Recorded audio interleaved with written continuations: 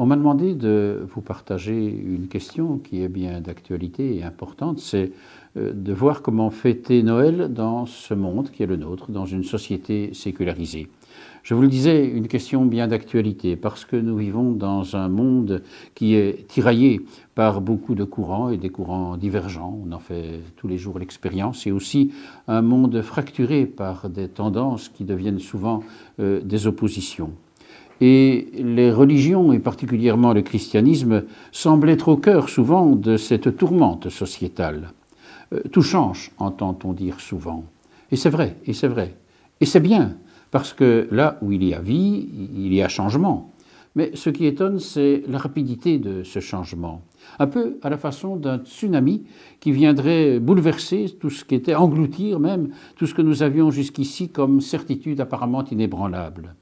Alors, dans ce contexte, justement, comment la religion et comment des fêtes comme la fête de Noël sont-elles vécues et reçues dans ce monde marqué par ce qu'on appelle la sécularisation?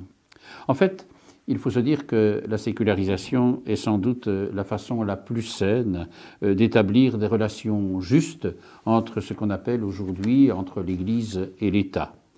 Et quand on fait un peu l'histoire de la sécularisation et peut-être aussi l'histoire de l'Église, on peut remarquer qu'un des grands changements de l'époque qu'on appelle l'époque moderne, remontons simplement à la fin du XXe siècle, une des grandes étapes a été quand même le Concile Vatican II, qui était aussi la prise en compte des réalités qui existaient. Ce n'est pas le Concile qui a fait tout changer, le Concile a été le révélateur de changements qui étaient bien marquants.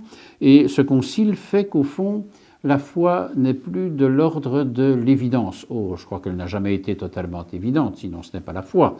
Mais enfin, il y avait quand même, je dirais, dans le monde qui était celui jusqu'au Concile, et encore peut-être un peu après, une façon de vivre la foi à travers un parcours qui nous prenait en charge, comme on dit, depuis le berceau jusqu'à la tombe. C'est ce qu'on appelle dans notre pays les piliers traditionnels, et l'Église en faisait partie et donc finalement a permis d'aider beaucoup à vivre en chrétien. Alors c'est vrai que ces piliers n'ont plus la pertinence qui ont été la leur à ce moment-là, mais reconnaissons quand même qu'ils ont été à l'occasion d'une grande vitalité du christianisme belge. Ne nions pas les réalités, essayons de voir comment finalement ce qui a été a pu produire beaucoup de fruits. Mais cela n'est plus. Et donc il faut prendre la mesure du changement. Nous vivons dans un autre contexte parce que ce ne serait plus possible de vivre cela dans le contexte culturel et sociétal qui est le nôtre aujourd'hui, et aussi, soulignons-le, parce qu'il est positif de vivre notre foi, non pas comme une évidence, mais comme un choix. Et donc un choix, c'est quelque chose d'important parce que dans l'évidence, finalement, on est là dans une situation où aucun questionnement n'est souhaité. Aujourd'hui, il faut choisir d'être chrétien. Et ne trouvez-vous pas que c'est une bonne nouvelle? Encore faut-il bien le vivre ce choix. Mais c'est la sécularisation qui, en quelque sorte, est le véhicule institutionnel dans lequel nous sommes embarqués et qui nous oblige aujourd'hui à nous situer comme chrétiens. Cela ne se fait pas sans difficulté et nous ne pouvons pas nier les obstacles que nous rencontrons aujourd'hui quand nous voulons vivre quelque peu sereinement notre foi et donc aussi la fête de Noël. Alors je voudrais reprendre quelques exemples, en fait 3 exemples très concrets, très actuels aussi, et qui nous montrent la façon dont, comme chrétiens, nous avons à nous situer au cœur de ce changement. Ce changement, il date déjà d'un petit peu, mais enfin dans l'actualité de ce changement qu'est la sécularisation. Premier exemple.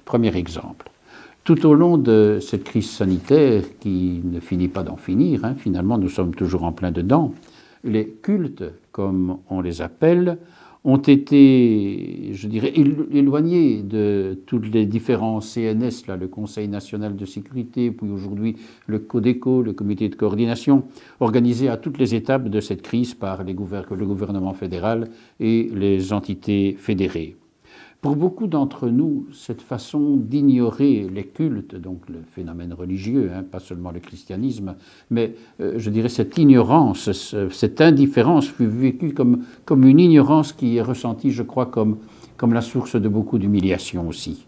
La religion ne semblait jamais pouvoir attirer l'attention des autorités publiques, sinon pour enfermer le culte dans des restrictions dont on ne percevait pas toujours la cohérence. Imaginez les 15 personnes là, qui étaient ont été limitées à 15 personnes dans quelque église que ce soit, même dans la basilique ou la cathédrale. Donc voilà, l'incohérence était quand même au rendez-vous de ces différentes mesures. Mais enfin voilà, il fallait le vivre, mais le résultat, c'est que nous vivons dans une société où finalement la religion est mise un petit peu, non pas au rencard, c'est pas nécessairement ça, mais dans le registre de la vie privée. On veut confiner le religieux dans la vie privée. Et dans cette perspective, l'Église fait partie des nombreux clubs qui peuvent exister dans la société d'aujourd'hui et qu'on veut reléguer dans cette sphère-là. Mais le résultat, c'est qu'on souhaite qu'il n'y ait aucun impact et aucune influence de ces clubs, disons, hein, dans la vie sociétale. Et la religion est reléguée à ce niveau-là. Alors, comme l'écrivait dans un livre récent le cardinal de Kesel, Foi et religion dans une société moderne, il disait, je vous lis un extrait, c'est à la page 21 de ce livre, et je trouve que c'est très éclairant par rapport à cette situation, par rapport à ce sujet qui est le nôtre. Il disait, et il dit, « Ce n'est pas parce que le christianisme en Occident n'a plus le statut de religion culturelle qu'il serait sur le déclin, voire en voie de disparition. Car certains le pensent certainement. Ils voient que le nombre de chrétiens diminue, ainsi que l'influence de l'Église et de ses convictions à l'intérieur de la société. Ils en tirent la conclusion que petit à petit, le christianisme est en train de disparaître et que la culture sécularisée signifie finalement la fin du christianisme. Voilà, dit le cardinal de Kesel, une conclusion quelque peu curieuse. Et de fait, une société comme la nôtre, bien sûr, est dans le contexte dont parle le cardinal. Il nous faut donc aujourd'hui, dans ce contexte-là, retisser des liens nouveaux entre l'Église et l'État. La séparation ne peut pas se transformer en une opposition qui n'aurait que des résultats négatifs, d'ailleurs, pour les deux parties. Alors, autre exemple, le premier, celui du contexte sanitaire dans lequel nous sommes, le Covid. Autre exemple, c'est celui de toutes les questions liées à la vie, et particulièrement à sa conception et à sa fin. Comme le titrait le mardi 11 décembre dernier, il y a quelques jours, le journal La Croix, permettez-moi dans ce contexte de vous le recommander par sa qualité et pour tout aussi par sa déontologie professionnelle, le journal La Croix titrait « Les questions de la vie sont posées partout en Europe ». Et l'exemple que le journal citait, c'était l'Italie, parce qu'on s'attend peut-être moins à ce que ce genre de questions soit posé dans le contexte italien. Et pourtant, vous voyez le titre de ce journal. Ces questions éthiques sont évidemment difficiles. Et disons-le quand même, les chrétiens n'ont pas le monopole des solutions. Jésus n'a jamais dit « j'ai la vérité ». Jésus a toujours dit « je suis la vérité ». Ajoutant la vie et le chemin. Je suis le chemin, la vérité et la vie. Et ça change tout, parce qu'il y a là quelque chose de très interpellant et aussi de très exigeant. Alors ici aussi, il nous faut inventer un dialogue respectueux des convictions de chacun, et qui sache rejoindre les personnes concernées avec beaucoup d'amour, beaucoup de compréhension, beaucoup de bienveillance, sans condamnation, mais aussi sans banalisation. Il y a là une ligne de crête qu'il est important de maintenir. En fait, comme notre tout autre rapport à la vie, nous sommes au cœur ici de questionnements qui sont très importants. Jusqu'où sommes-nous maîtres de la vie, depuis son germe jusqu'en son terme? Certes, nous en sommes responsables, et c'est vrai, mais n'y a-t-il pas à faire la distinction entre ce qui est de l'ordre du don et de l'ordre du dû? Nous en sommes responsables parce que nous l'avons reçu, mais nous n'en avons pas une maîtrise au sens où nous l'avons créé, nous en avons le droit de faire n'importe quoi. Et donc, comme chrétiens, cette question est bien sûr posée. Je crois qu'en ce domaine, comme en bien d'autres, les chrétiens sont invités à poser questions plus qu'à poser des questions. Il y a certes les arguments qui ne sont jamais loin de la polémique, mais il y a surtout aujourd'hui le témoignage, qui est souvent le seul message crédible et compréhensible par nos contemporains. Cela ne veut pas dire qu'il faut mettre sous le boisseau l'intelligence, au contraire, mais qu'elle ne soit jamais sans un témoignage qui dit la crédibilité de l'argument invoqué. Alors, troisième et dernier exemple que je voulais cités où foi et religion sont appelées à se questionner mutuellement, c'est ce qu'on appelle aujourd'hui le transhumanisme.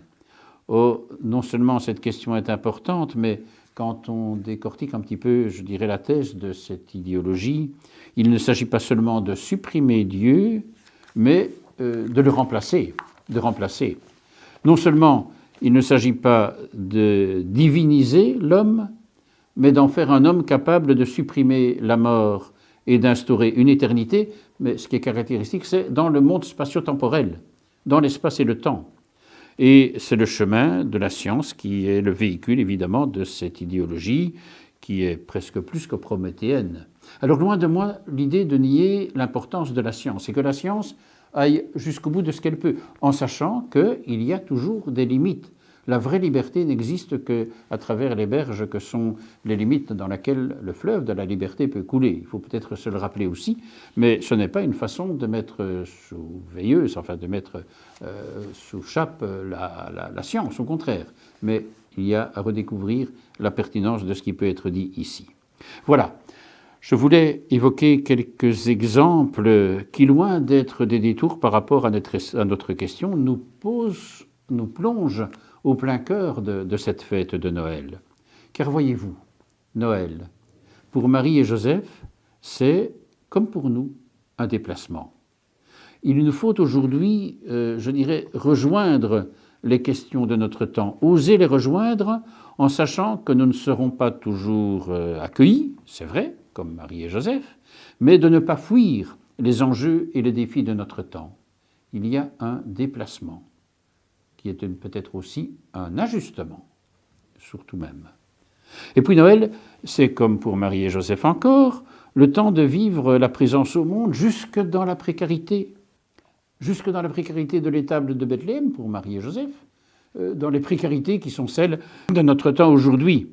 Et les invités, avouons-le, ne sont pas toujours ceux qu'on attendait, mais ceux qui sont capables d'être les hôtes inattendus d'une naissance vécue dans la fragilité et qui sont capables de transformer l'humanité jusque dans ses détresses inconnues jusqu'ici. Et c'est vrai que de nombreuses nouvelles pauvretés existent dans notre monde et je crois que comme chrétien, il est important d'y être présent et finalement d'y mettre la justice et la bienveillance.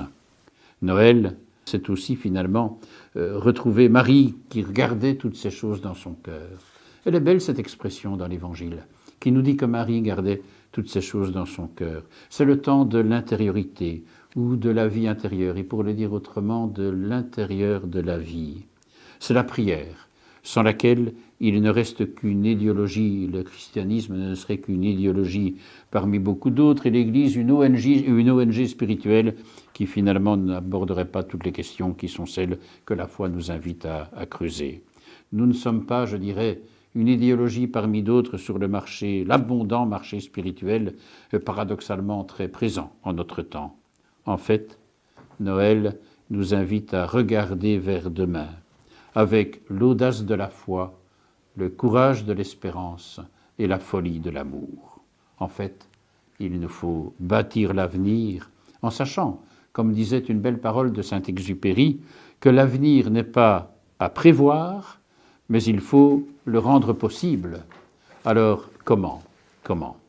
D'abord, je dirais, première attitude qui est fondamentale dans le contexte d'aujourd'hui pour essayer de rejoindre, rappelez-vous, cette question de la sécularisation dans laquelle nous avons à vivre, c'est en gardant une capacité d'émerveillement.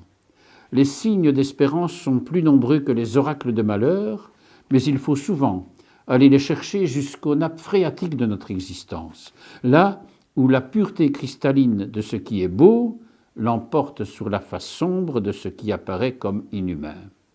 Oui, trop souvent, dans ce contexte difficile, les chrétiens apparaissent comme des grincheux. Et rien n'est pire, finalement. Comment voulez-vous qu'on puisse suivre et adhérer à ce qui est proposé par des grincheux ? Non, la capacité d'émerveillement doit être présente. Et elle suppose beaucoup de lucidité, et donc aussi beaucoup de discernement.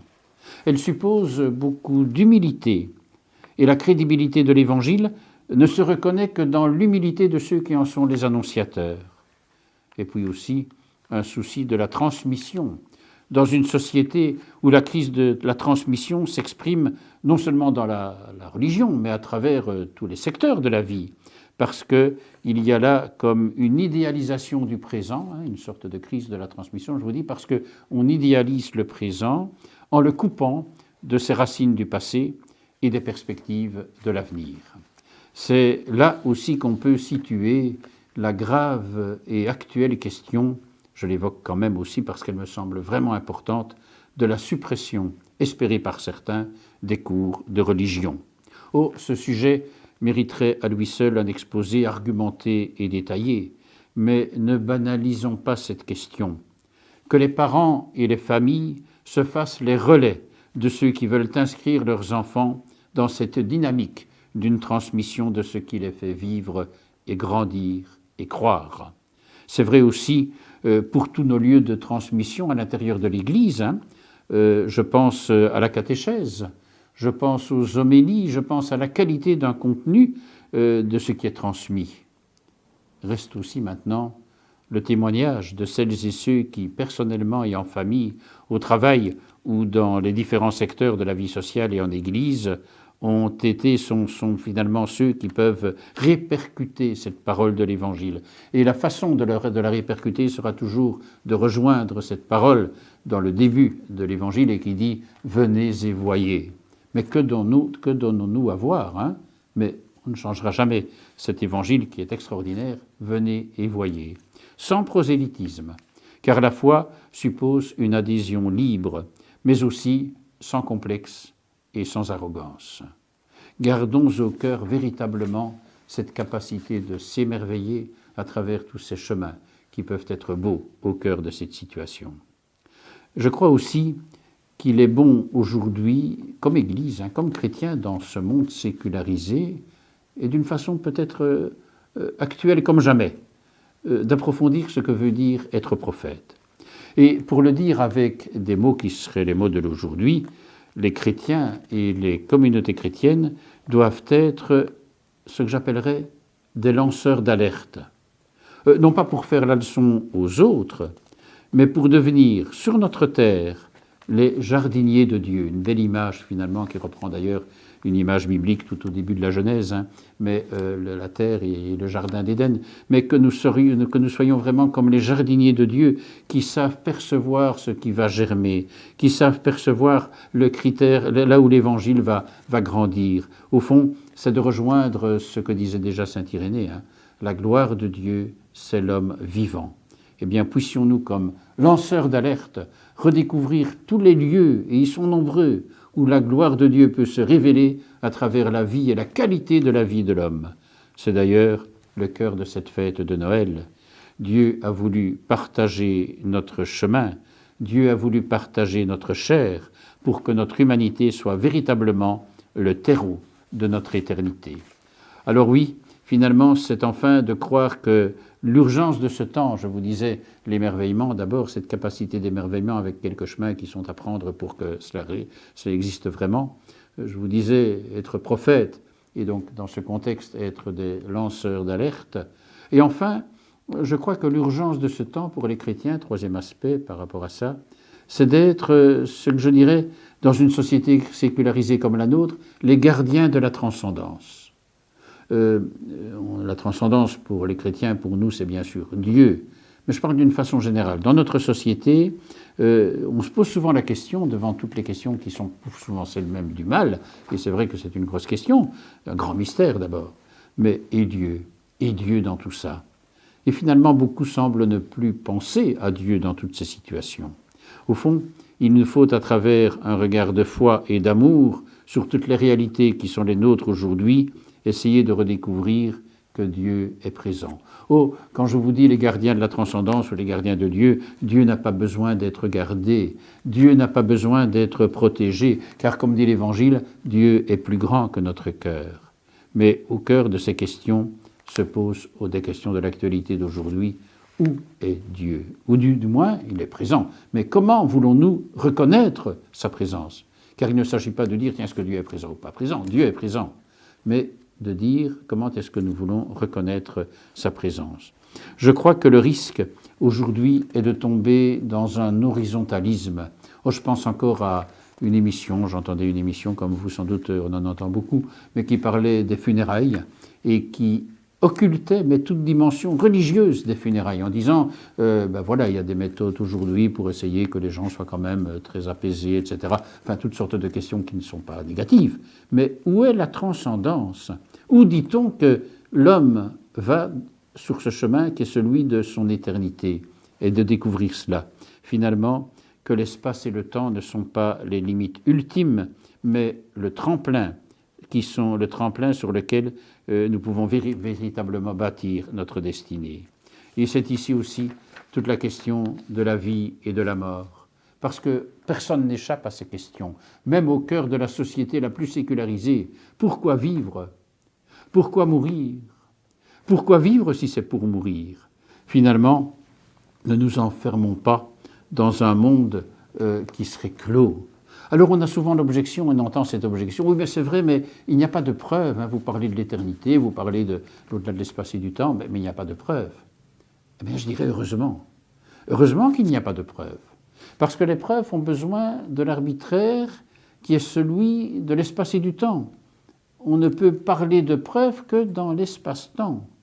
Dans ce que je vous partage ici, quand on parle du chemin de notre destinée, du chemin de l'éternité, c'est un chemin qui est au-delà de l'espace et du temps. Et de pouvoir alors en voir tous les signes, non pas des preuves, mais des signes. Et ils sont nombreux. Au-delà des arbitraires du spatio-temporel, des signes qui sont des signes lumineux, parce que là où la preuve enferme, le signe nous ouvre et vient nous ouvrir à un avenir que le Messie de Noël vient éclairer et baliser. Alors, en conclusion, c'est vrai, nous l'avons dit, et ce n'est pas à nier, sûrement pas, ni à regretter, que nous vivons dans un monde sécularisé. Et c'est une bonne nouvelle, car c'est le meilleur rempart contre les intégrismes et les fanatismes. Reconnaissons-le, la sécularisation est une bonne nouvelle parce qu'elle est le meilleur rempart contre les intégrismes et tous les fanatismes. C'est vrai aussi que la sécularisation est un champ de mine, un champ de mine où chaque situation peut faire sauter ceux qui s'y aventurent. Alors au cœur de la sécularisation, les chrétiens sont aussi ce que j'appellerais des démineurs. Ils n'ont pas pour vocation de supprimer le terrain miné, mais d'enlever les mines. On risque souvent de confondre les deux. Alors, en vous souhaitant un joyeux Noël 2021, je voudrais évoquer ici ce qui est l'exemple parfait de la sécularisation ratée. Pour conclure, comme vous le savez, une commissaire européenne a voulu interdire il y a quelque temps, dans le but de ne choquer personne dans ses convictions, sikh, que le mot de Noël serait banni du vocabulaire européen. Quelle dérive, mais aussi quelle mesquinerie. Heureusement, les nombreuses réactions l'ont obligé à retirer ce projet, et tant mieux. Mais c'est là la démonstration que les meilleures intentions ne sont pas toujours au rendez-vous de ce qu'est la véritable sécularisation. À Noël, Dieu vient nous donner, ou comme le dit, s'est fait homme, ou comme le dit l'Évangile, le Verbe s'est fait chair. C'est Dieu qui nous fixe rendez-vous en pleine pâte humaine, oserais-je dire, pâte humaine de toutes les réalités de ce siècle, et donc le nom de sécularisation. Oui, je vous souhaite vraiment une belle, sainte et heureuse fête de Noël.